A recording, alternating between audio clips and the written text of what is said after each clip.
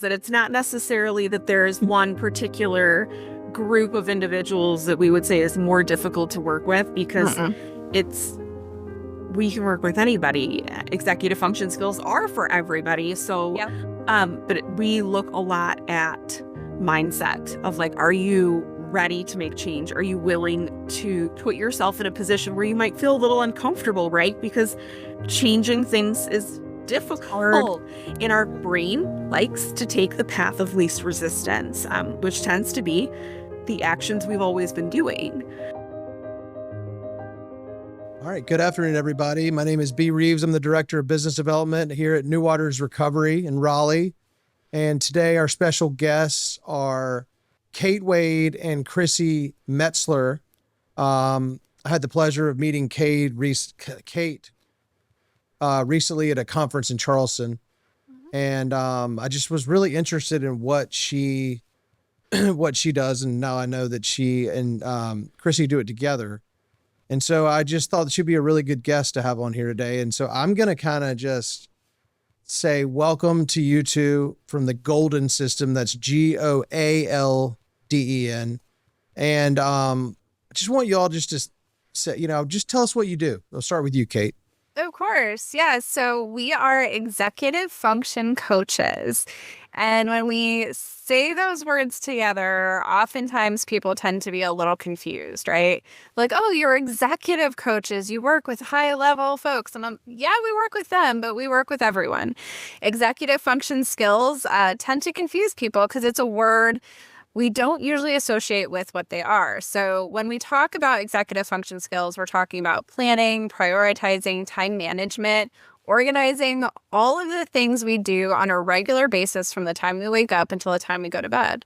And for some folks, and in fact, for many folks, a lot of these skills can be difficult depending on the situation in which we have to implement them. So for example, organizing your work desk might be really easy for you, but organizing your house might not be easy for you. And it's the same skill, but it's two different places that you're actually trying to do those things. So things like that are executive function skills. And what Krissy and I do is we make people feel confident and empowered to try new systems and strategies to make their day better, because we all deserve to have a really good day and not be stressed out, not be overwhelmed. So we say we help people from 16 all the way up to 60. Cool. Yeah. How did y'all meet? Oh, this is a good one. We worked at another company together and branched off and did our own thing. The GOALDEN System is turning 3 this month. But Congrats. We have been executive function coaches for a decade. So we've been in this world. We can talk about EF skills for days. We are ridiculously passionate about it. So our paths crossed and we started the GOALDEN System, and here we are. Cool. And fun fact, Krissy and I actually did not meet in person until our business was already established. That's amazing. Yeah. That's another positive from COVID, I guess. Well, funny enough, we actually worked together before COVID. So we had been working digitally and virtually before COVID started, and we continued and even started our business fully virtually. So it's kind of a fun little tidbit about us and our experience together, that we worked really well together and just knew that we wanted to start a business too. That's amazing. When we talked, Kate, one day, I mentioned that I definitely have ADD, just kind of live with it. I mean, as a person like me, who's, quote unquote, normal functioning human being, am I the kind of person you're looking for? Or do people need to be kind of where they can't quite get from A to B? What's your ideal client look like? So our client, it's you, it's anybody. It's anybody who wants their day to look different. And it doesn't mean that you are stuck and can't proceed, or that you're not high functioning, that you can't get through your day on a regular basis. We really help people. We are the golden system, right? So we help people who specifically have something in mind that they want to be different, or a thing that they want to accomplish. And having those milestones, having those things to work towards really encourages that behavior, because you are going to change it. So Krissy and I always say we're not experts in what you do, but we are experts in behavior change. So we understand what it takes to make small modifications throughout your day, to think about something a little bit differently, or to try something new. We know what that takes. And we also know what it takes to be successful and to continue with that new strategy or skill. That's our expertise. So Krissy, I saw when I was doing some little bit of research on you, I usually like to just do a little bit, but I want this to be fresh and not seem rehearsed. So I did notice that, you know, you have the golden system, which is a play on words, but then you have the acronym itself, system. Mm-hmm. Can you go through that and kind of talk about what each letter stands for? Yes. So our system that we have built is based on science. Everything we do, we love science. Everything's based on science. So we kind of took an extended model of the GROW system, which some may be familiar with. But our system is the foundation of everything that we do. So we want to look at, you know, setting your goals, looking at where you're at right now. I'm like blanking on spelling right now. Strategizing. We strategize after that. Strategizing. We are looking at the different techniques, the strategies of what can actually get you to remain motivated, but we also have to evaluate what's happening. So that was one piece that we looked at the GROW model. We kind of were like, we're missing a piece here. We need to be able to evaluate what we're actually doing and why things are or are not working in order to really make things stick. Because our goal is always going to be to help people to use this system as a foundation to be able to apply to other areas of their life, to be able to reach different goals by using the same proven system. Yeah. Well, I think go ahead. Oh, yeah. So it really is. So we have kind of two things at play in the golden system, right? So we specialize in executive function behaviors. So when Krissy was talking about strategizing and taking action and really putting things into play, like actually trying to do things, that's when we're actually being able to identify the specific executive function area that we're working in, right? So if somebody wants to get better at managing their household schedule, right? We're going to say, what things can we actually do? What have you done previously, right? So that's the year now. What have you done previously that's worked or has not worked? And then we're going to say, well, here, maybe let's try this. And when we do the let's try this, that's in our strategizing and taking action space, we're actually following up with our clients. There's accountability there. And then that evaluation piece, right? So our clients try something and then they're like, wait, that didn't feel good. I completely forgot about it, right? So if some people who are neurodivergent, you need to be able to see things. And if you don't see it, you're not going to follow through with it. You're not going to go back to it. It just kind of disappears. So we want to make sure that we evaluate what we're actually doing to ensure that it's working for our clients and that they're going to continue wanting to use it. So goals are our foundation.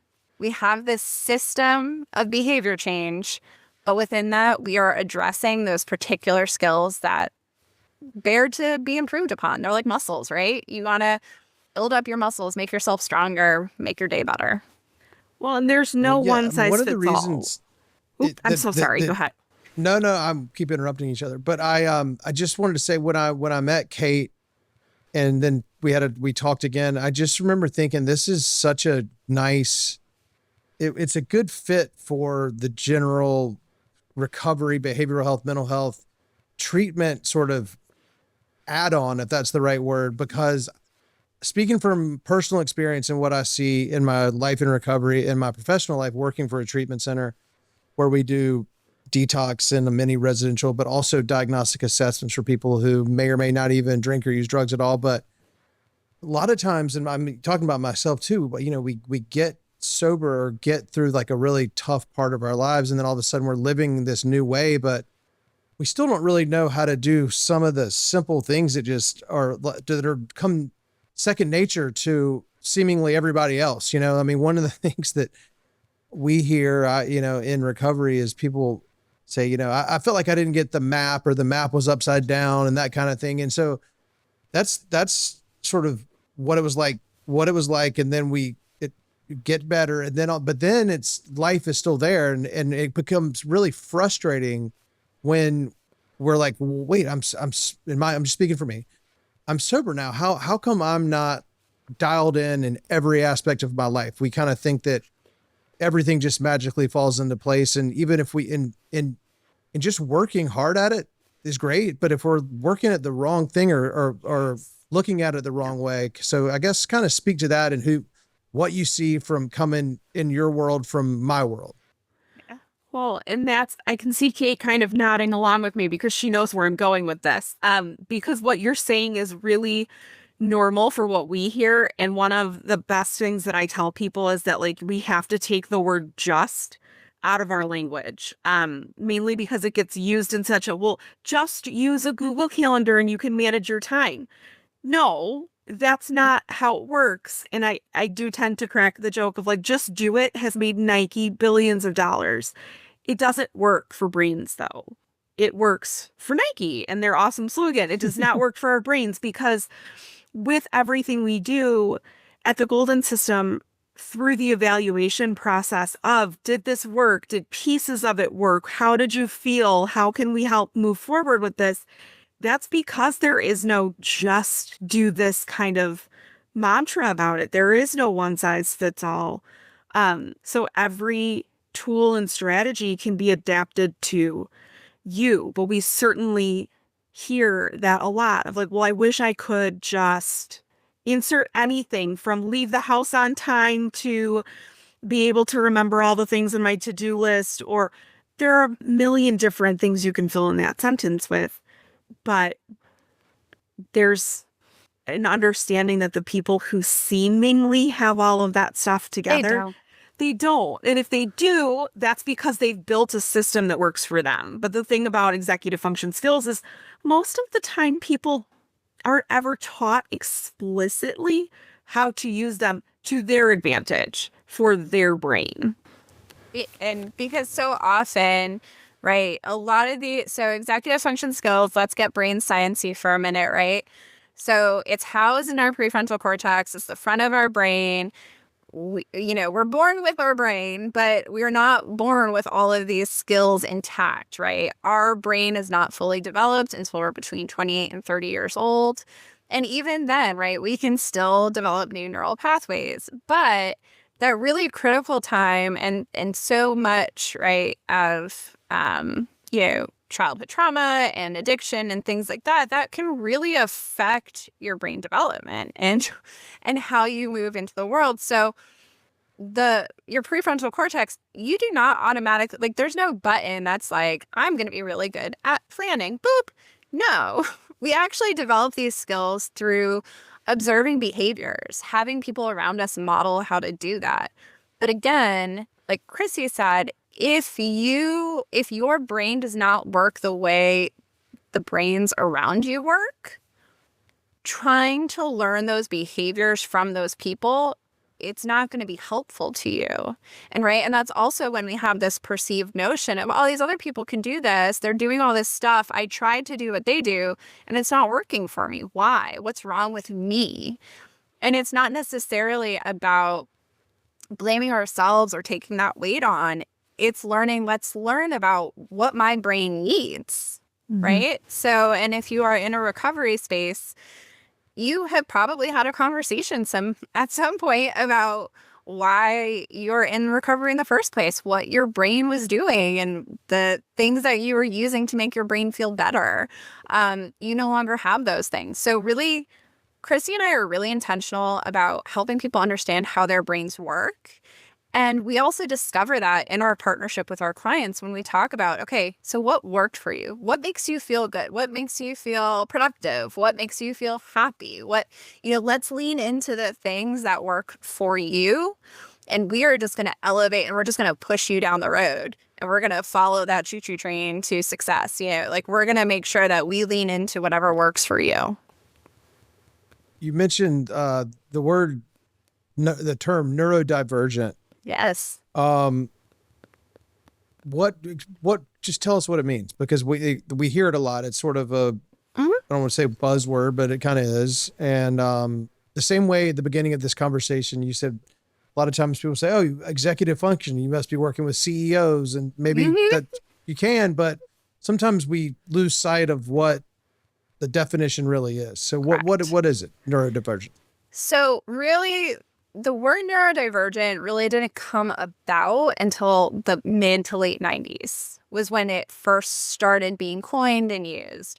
It is generally used now and is kind of a umbrella term for people who have exhibiting different types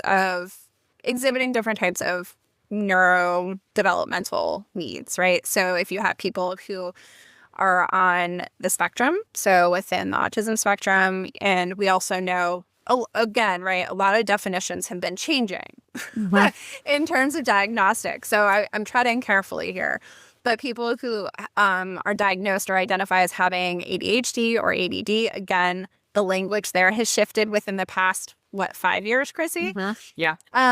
So neurodivergent really just means that people's brains really process things just differently. And so it's kind of an umbrella term that covers a lot of neurodivergence, right? So autism spectrum, ADHD, people with, people learning differences. So help me, dyscalculia, and all these kind of different things. It's kind of an umbrella term. It's kind of people who learn a little bit differently and their brains need something else to learn.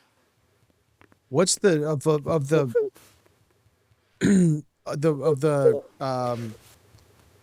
diagnoses or the diagnosis? What is the toughest, or what are the toughest diagnoses under that umbrella to sort of for you to work with, basically, and to help?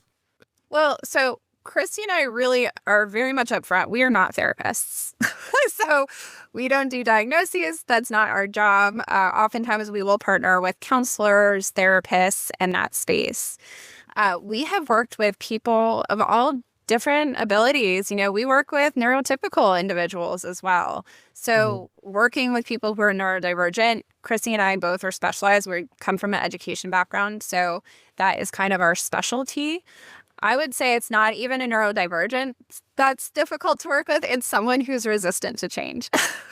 Yeah, that's what I was going to say, is that it's not necessarily that there's one particular group of individuals that we would say is more difficult to work with, because we can work with anybody. Executive function skills are for everybody. So, but we look a lot at mindset of like, are you ready to make change? Are you willing to put yourself in a position where you might feel a little uncomfortable, right? Because changing things is difficult, and our brain likes to take the path of least resistance, which tends to be the actions we've always been doing.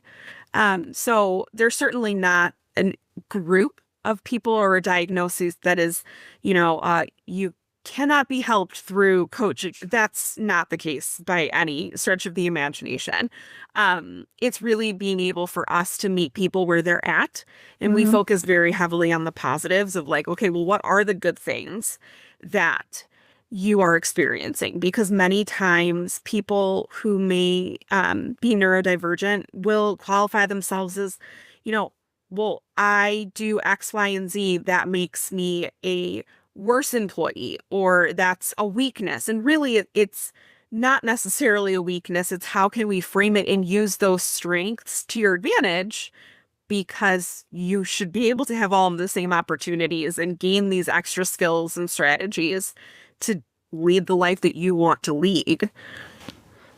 I can imagine you were talking about are they willing to be uncomfortable and like life in general. And I mean, it could be anything from playing golf, where I'm not a great golfer, but it's I okay, love playing golf. But what happens is if I take lessons Mhm. And it's kind of whether somebody's going into a 12-step meeting, coming to treatment, going to see you, going to get a golf lesson. On some level, that person is asking for help.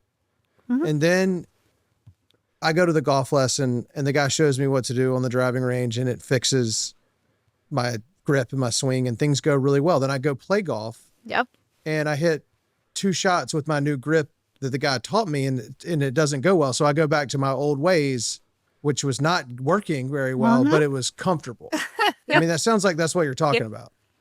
Absolutely. And it's, that's again, like that's brain science. That's how our brains are made to work. It's the path of least resistance. It's finding comfort in the comfort of our old routines and being able to really say, I might have to be uncomfortable here. But we find that most often happens when times of transition, right? Because times of transition cause chaos.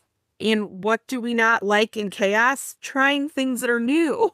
Yep. And like pushing our boundaries and like pushing ourselves to do what we, use the grip that your, instructor told you to use. And you're like, but I'm getting frustrated, and you can like feel that emotion build up. And it's like, I don't want to think about that. I want to just go back to what I feel most comfortable with.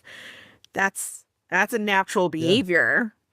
Yeah. And sometimes the chaos is what's comfortable. Exactly. Yeah. And like you said, right, if we stay along that path of the analogy, it really is your muscle memory. It's your body, like you feel most comfortable, when you switch your grip, put your left hand on top of your right or vice versa. It feels weird. Like there's that like discomfort there.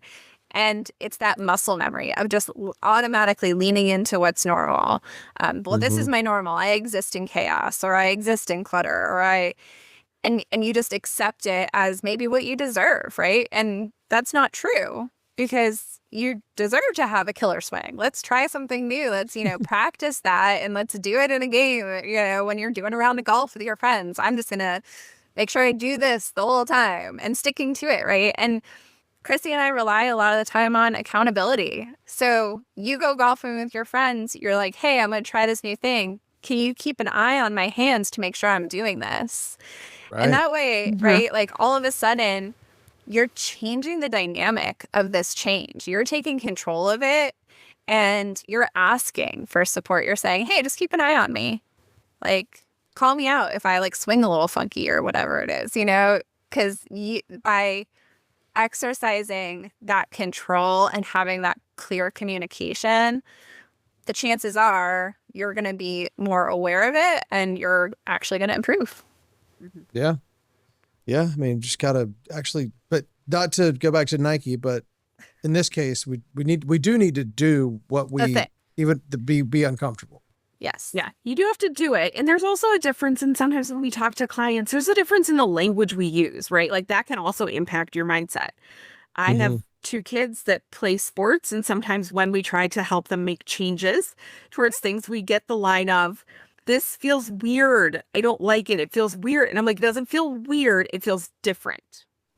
It's different because when you I'm a former English teacher and special ed teacher. So like, the language, the linguistics of it matter, because weird has like this negative connotation of like, this is, ew, it's icky, it's weird. It's like, well, this just feels different. Like there's not the same kind of heaviness to that word. So when you talk about things, and especially when it struggles, it's like, well, how are we talking about, like, how are we talking to ourselves? Because, fun fact, we're usually a lot harsher on ourselves than we are other people. Yeah. So we owe ourselves that kindness that we give to other people too. How long do you typically work with clients?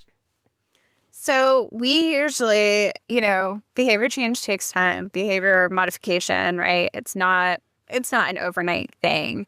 Oftentimes people get started with us and try out a month just to kind of experience it, right? Because it's what is coaching. It's this kind of amorphic thing that you can't really describe until you're in it and you're experiencing it. We do our best by outlining kind of what it looks like and what we're going to talk about, and using our system and how that works.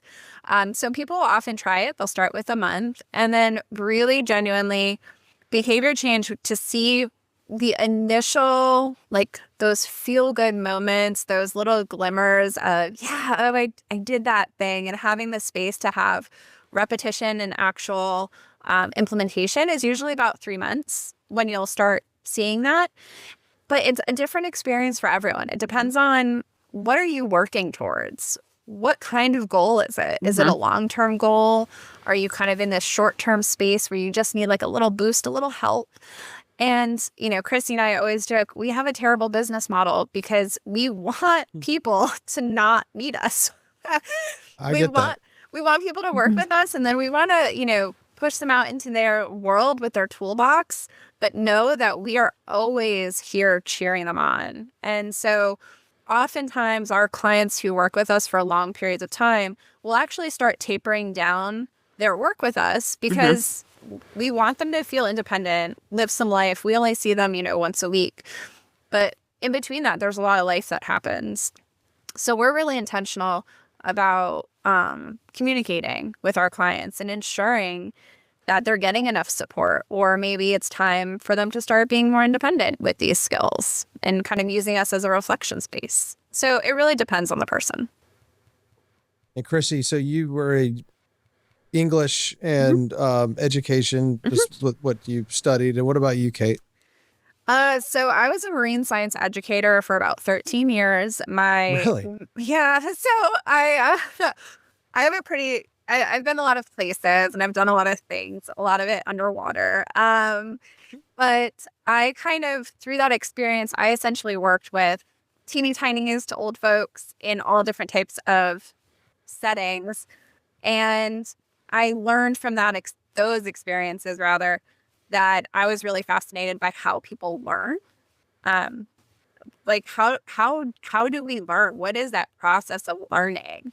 And I decided to go back for my master's in education psychology.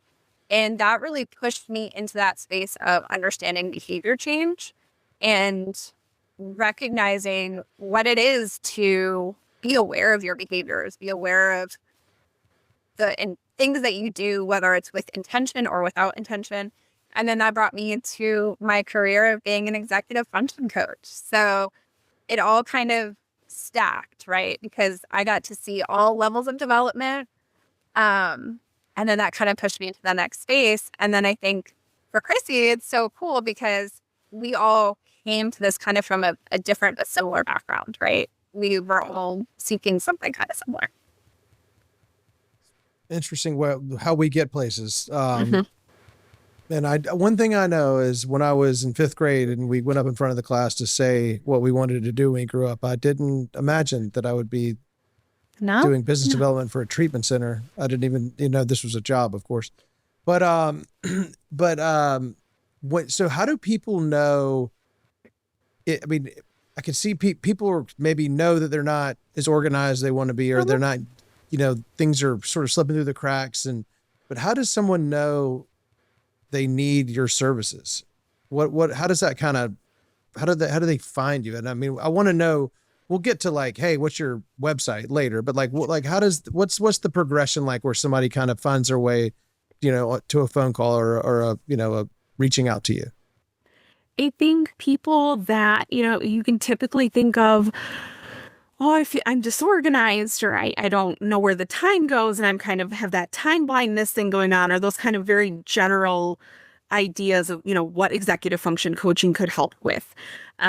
For us, a lot of it is individuals who have this vision of what they want their life to be like. And that usually involves some sort of like emotional feeling of like, I don't want to feel stressed out, or like I've lost the 5th to-do list that I've written down today.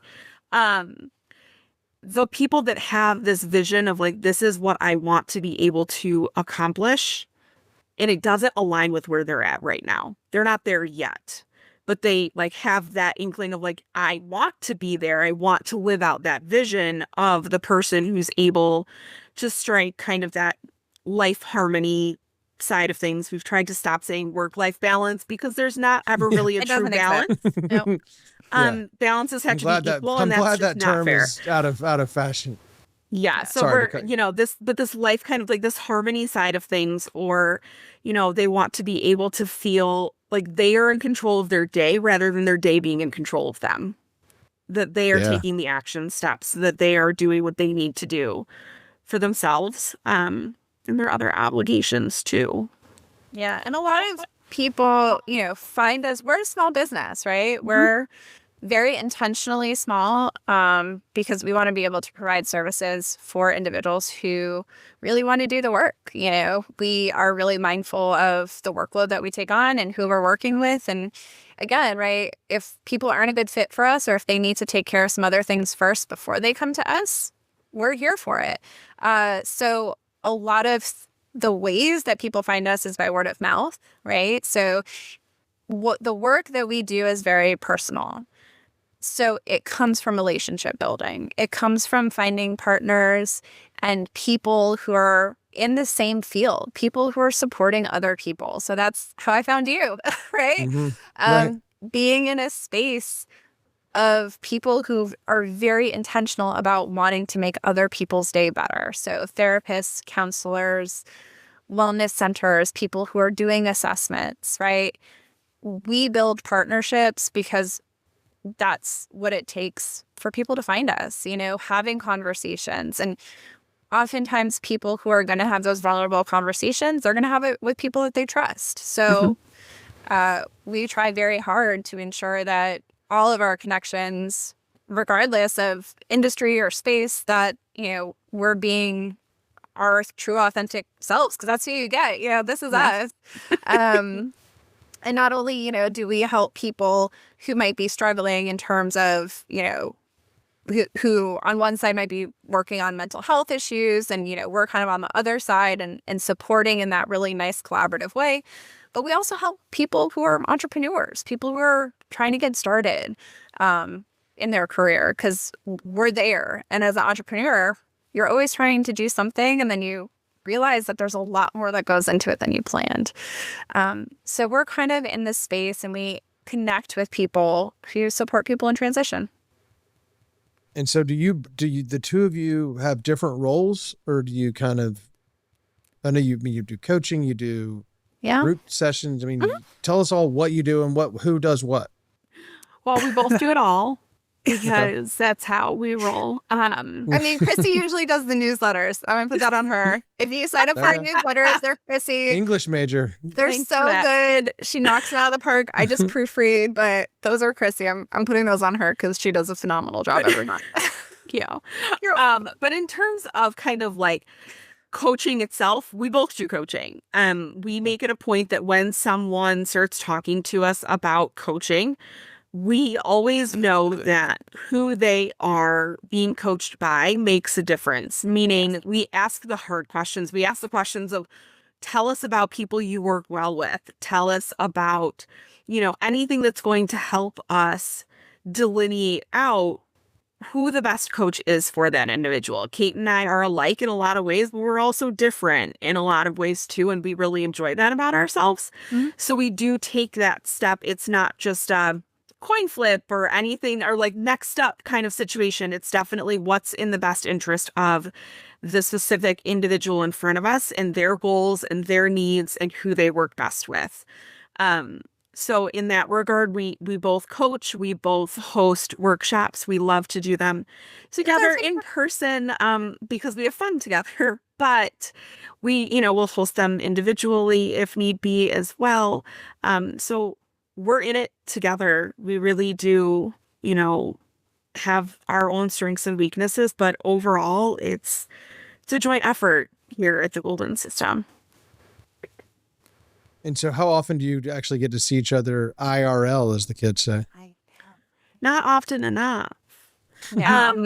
I was there last week though. So I don't think we prefaced this. Krissy is in the Chicagoland area, and I am in the Charleston, South Carolina area. And we support people all throughout all of our states. Whoever wants to call us up and have a conversation, we support them. So we have clients in many different states at this point. So we are geographically separate. We work very frequently online, though. We do tons of online webinars and have lots of resources available online for folks. And then, yeah, we usually get together about once to maybe twice a year. Interesting. Well, I mean, I think the genesis of the company being virtual. So a lot of times people had to pivot to that and make that work, but that's how you started. So there's, I could see that's really cool. And Well, how do people find you? Like what's, because people are going to listen to this. I mean, the reason I wanted you on here is because you're great to talk to and what you did, but I'm really interested. And I know that we have an audience and they are interested in more than just hearing about recovery. This is, yeah. So how do we find you? We're everywhere. I mean, the only thing we're not on is TikTok, but I just can't. I'm sorry, guys. So we have our website, so thegoldensystem.com, and it's GOALDEN, and that is our handle for all of our social media. So we are on Instagram, we are on Facebook, we are on LinkedIn. You can connect with us individually if you want as well. We are all over the place. So we're wherever you want us, you got us, except for TikTok. That's the only place. Yeah. Gotcha. Yeah. Well, before we go, what are a couple of tips for people who maybe to look at in their own lives, like would say that maybe they would need your help, and then just maybe a tip or two, if you got them, about little things people can do to help themselves, until they actually reach out to you? Yeah, of course. Well, I will give one of my favorites. It's a really easy entry to kind of changing habits. And it comes from people saying, oh, I thought I would remember that. Oh, I forgot. It's living in my head. So we always tell people things can't live rent free in your head. Nope, they got to pay rent. They got to pay up. Like, you can't live rent free. So one thing that can really be beneficial is just taking a timer for 5 minutes and picking up a pen and piece of paper or the notes app in your phone and dumping everything that is living in your brain rent free out onto that medium, mainly because it gives your brain the space to know it doesn't have to hold on to everything, because that's asking too much of our brains. And it gives you the opportunity to then kind of progress. And, there's a whole bunch of tools you can do with that, dump of information that you have. But that's really the first step, is to start to see what you're dealing with and then being able to kind of make plans from there. Right. And you're saying write it down. Write it down. Or type it. Or type. It can be on your phone. Yeah. It doesn't matter. Where it can't be is just living in your brain. Your head. Like, oh, I don't forget. Go to the store and pick up cheese for our tacos. The power of making a list and checking it off. It's feels really good to do that. I know. I will say, I have a client who she always laughs at me. She goes, Kate, crossing it off doesn't do the same thing for me that it does for you. And that's okay. And that's what, so we are all about digital or, concrete copies, paper, pen, whatever you need to do, whatever makes your brain happy, find that space. But just getting it out really helps you see, if you do it in the morning, it helps you see kind of what's coming for the rest of the day. If you do it in the evening, it kind of lets you know, okay, how far did I actually get today? Is this why I feel like I'm treading water? Is this why I'm feeling, frustrated? Because I still have all this stuff just in my head, all of these tasks I need to do.